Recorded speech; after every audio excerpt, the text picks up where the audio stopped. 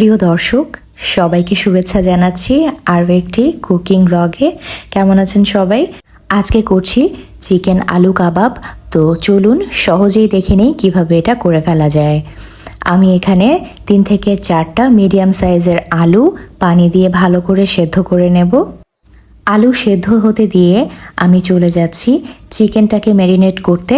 সেই দিন যে একটা শাসলিক বানিয়েছিলাম, যদি ভিডিওটা এখনও না দেখে থাকেন, সেই শাসলিকের মশলাটাই সামান্য একটু বেঁচে গিয়েছিল। সেটা দিয়েই আমি মুরগির একটা বড় থাইয়ের পিস নিয়ে ভালো করে মেখে লবণ দিয়ে আধা ঘন্টার জন্য ম্যারিনেশনে রেখে দেব।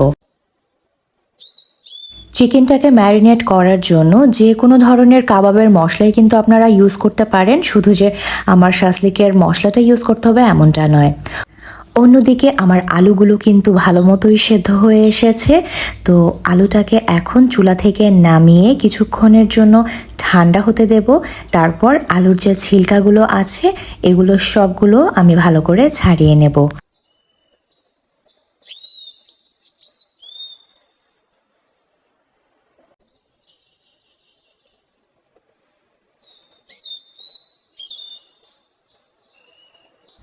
আলুর ছিলকা ছাড়ানো হয়ে গেলে এটাকে যে কোনো একটা ম্যাশ স্টিক দিয়ে অথবা হাত দিয়ে চাইলেও এটাকে ভালো করে ম্যাশ করে নিতে হবে। এটা যেহেতু গরম ছিল তাই আমি এই স্টিকটা দিয়েই আলুটাকে ম্যাশ করেছি। আপনারা চাইলে হাত দিয়েও এটাকে ম্যাশ করতে পারেন।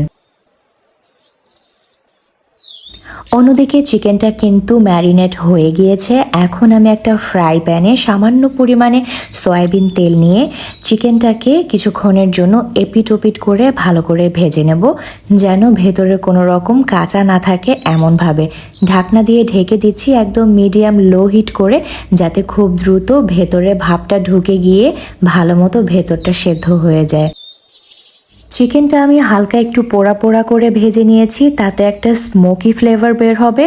আর এই স্মোকি ফ্লেভারটার কারণেই কিন্তু আলু চিকেনের কাবাবের যে ফ্লেভারটা এটা সম্পূর্ণ বোঝা যাবে। খুন্তি দিয়ে আমি একটু চেপে দেখছি যে চিকেনটা সিদ্ধ হয়েছে কিনা। চিকেনটা কিন্তু সেদ্ধ হয়ে গিয়েছে। এখন চুলা থেকে এটাকে নামিয়ে ঠান্ডা করে আমি চিকেনটাকে হাড্ডি থেকে ছাড়িয়ে নেব।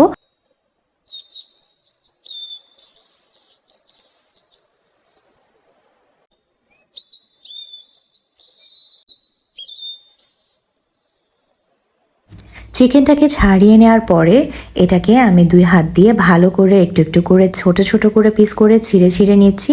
তাতে আলুর সাথে মিশিয়ে দিলে সম্পূর্ণভাবে আলুর সাথে মিশে যাবে এবং আস্তে আস্তে থাকবে না। ম্যাশ করা আলুটাকে নিয়ে নিচ্ছি। এর সাথে আমি কিছু ইনগ্রেডিয়েন্টস মিক্সড করব।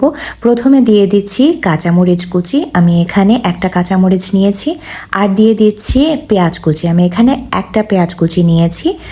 দিয়ে দিচ্ছি সাথে পুদিনা পাতার কুচি, চাইলে ধনে পাতাও ব্যবহার করা যাবে।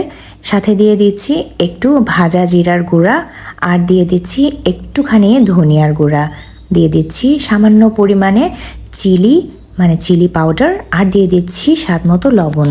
এবং সবার লাস্টে দিয়ে দিচ্ছি চিকেনগুলো যে ছিঁড়ে রেখেছিলাম। চিকেনগুলো দিয়ে আলুর সাথে সব কিছু একসাথে মিলিয়ে ভালো করে হাত দিয়ে মেখে নিতে হবে, যাতে আলু আর চিকেনগুলো ভালো মতো মিশে যায়। এরপরে যতটুকু পরিমাণের কাবাবটা বানানো হবে সেই পরিমাণ নিয়ে হাত দিয়ে ভালো করে চেপে গোল গোল করে 2 হাত দিয়ে চেপে তারপরে কাবাবের শেপে আনতে হবে। চাইলে একটু লম্বা শেপও করা যেতে পারে, তবে যেহেতু এটা কাবাব তাই আমি এটাকে গোল গোল শেপেই করছি। তো এভাবে সবগুলো কাবাব আপনি বানিয়ে ফেলতে পারেন খুবই ইজিলি। তো যদি আজকের ভিডিওটি আপনাদের ভালো লেগে থাকে তাহলে অবশ্যই রিকোয়েস্ট করব ভিডিওটি একটা লাইক করে যাবার, আর যারা নতুন দেখছেন প্লিজ একটা সাবস্ক্রাইব করে আমার পাশে থাকবেন। আপনাদের সাপোর্টেই কিন্তু আজকে অনেক দূর চলে এসেছি, তাই আমি কিন্তু আর পিছপা হতে পারবো না। এই জন্য আপনাদের সাপোর্ট আমার অনেক দরকার। তো চিকেন কাবাবগুলো কিন্তু সম্পূর্ণ বানানো হয়ে গিয়েছে। এখন আমি এটাকে কোট করার জন্য একটা মিক্সচার বানিয়ে নেব। আর এর জন্য আমি নিয়ে নিচ্ছি 4 থেকে 5 চা চামচ পরিমাণ বেসন, সাথে নিচ্ছি 2 থেকে 3 চা চামচ পরিমাণ কর্নফ্লাওয়ার, 2 পিঞ্চ পরিমাণ গোলমরিচের গুঁড়া, চাইলে একটু শুকনা মরিচের গুঁড়াও দেওয়া যায়, আর দিয়ে দিচ্ছি স্বাদ মতো লবণ।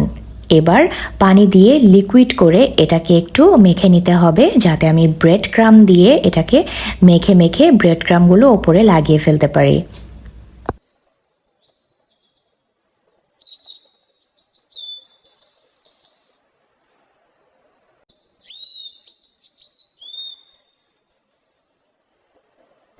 এখন একটা একটা করে চিকেন কাবাবগুলোকে বেসনের মধ্যে চুবিয়ে তারপর ব্রেড ক্রাম্ব ওপরে ছিটিয়ে দিলে বা ব্রেড ক্রাম্বগুলো এর গায়ে লাগিয়ে দিলেই হয়ে যাবে কিন্তু আজকের চিকেন আলু কাবাব।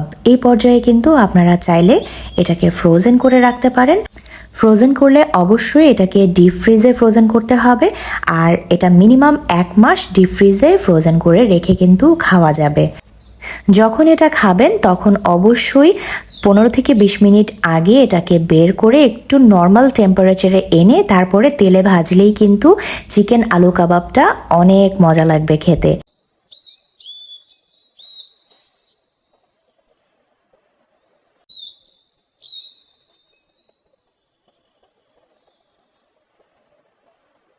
সবগুলো চিকেন আলু কাবাব রেডি হয়ে গেলে জাস্ট আমি এখন হালকা করে তেলে ভেজে নিব। যেহেতু এটা সম্পূর্ণ কুকড তাই ওপরে একটু ব্রাউন কালার করে ভেজে নিলেই কিন্তু একদম হয়ে যাবে খুব চটজলদি একটা চিকেন আলু কাবাব। এরকম একটা আলু কাবাব ইফতার, স্ন্যাক্স অথবা গেস্ট আসলেও কিন্তু আপনারা ভেজে করে খেতে পারেন।